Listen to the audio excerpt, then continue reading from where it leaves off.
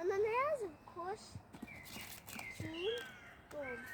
Kostüm. Tabii ben de seçeceğim.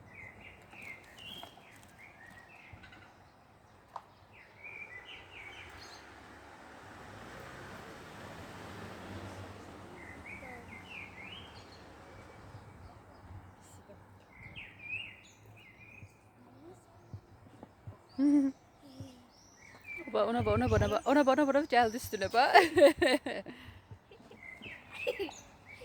Ay Allah, ay Allah, öldürdüler. Ay Allah, bak eliyle tutup təpiyle de vurur yüzüne, bak hele. Ay Allah, başı getdi onun. Baba eliyle tutur təpiyle de vurur başına. Özü dişləyirlər bir-birlərin. Baba. Ay Allah, ayağıyla da başına çırpır. Dəli oldu. Bak onlar da orada dombala kaçtılar. Baba.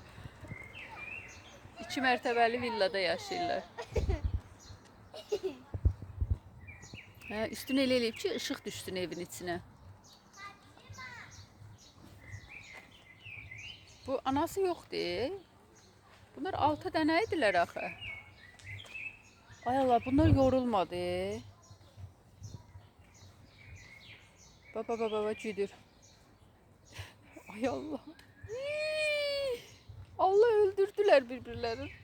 Dede.